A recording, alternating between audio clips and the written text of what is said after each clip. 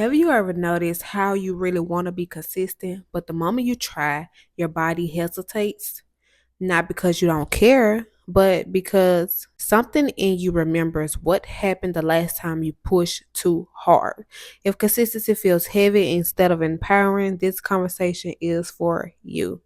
Most people think burnout means you need a break and then you just get back to it. But that's not how it works.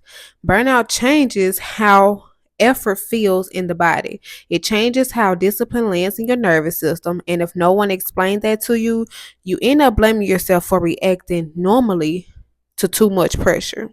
Now, before we dive any deeper, hey there, welcome to Self Authority. If you're new here, hi, my name is Ebony, and if you're returning, welcome back. I'm really glad you're here.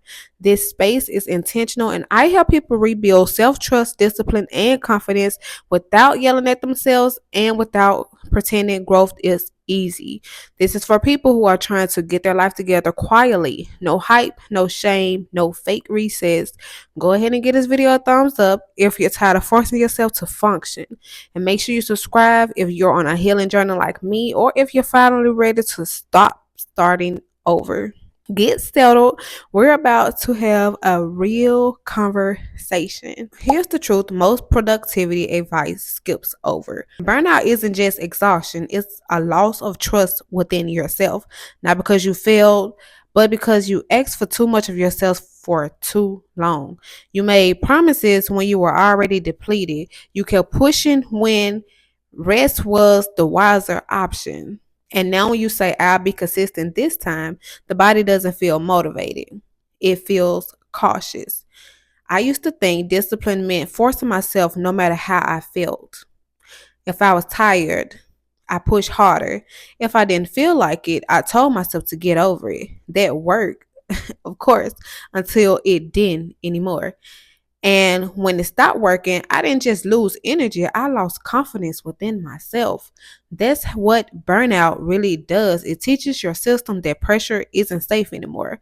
So if you feel resistant now, that's not weakness, that's discernment trying to protect you. Consistency after burnout doesn't come from motivation, it comes from rebuilding trust. And trust is rebuilt the same way it's broken, through repeated experiences. Not dramatic ones, small, believable ones. Here's a practical shift that changes everything. Stop asking, what should I be doing? And start asking, what can I do consistently without resentment? If the habit makes you negotiate or procrastinate, it's too big for this season. That doesn't mean your goals are gone.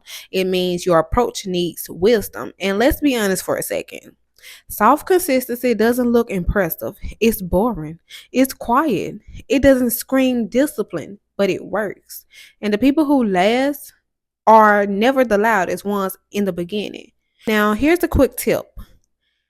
And don't dismiss this because it sounds simple. Keep smaller promises longer.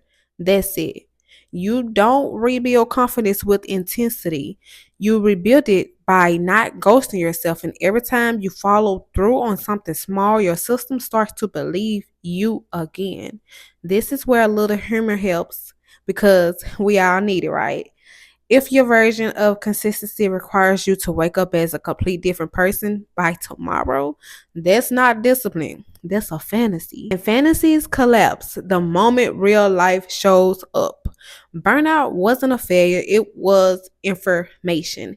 It showed you what happens when you abandon yourself for too long. And I genuinely believe, in a grounded, not preachy way, that we weren't created to live in constant self pressure. There's wisdom in how your body resists what no longer aligns.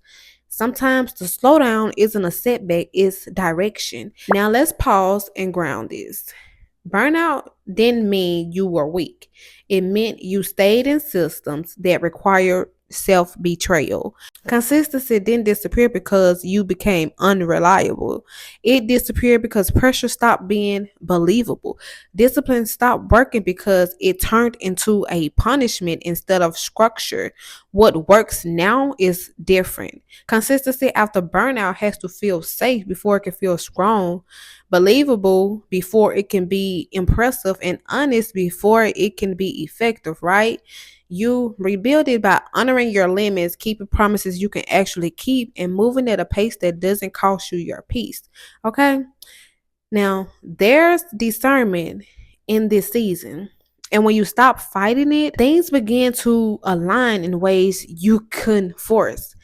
That's actually why I created the Consistency Without Burnout guide, not to push you harder, but to support you in rebuilding trust with yourself in a realistic, sustainable way. And if you're being quietly asking for a way forward that doesn't lead you back to exhaustion, this guide was created for you. You'll find it linked below whenever you're ready. No pressure, just support, and stay with me.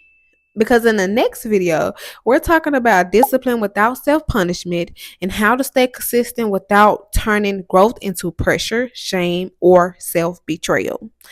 That conversation matters more than most people realize. If this helped you feel less broken and more understood, let me know in the comments. I read every comment. This community matters to me because I've been there. And remember, consistency isn't about becoming perfect, it's about becoming someone you can trust again. And when you move with wisdom instead of force, things shift naturally. Thank you for being here. Thank you for choosing yourself quietly. I'll see you in the next one.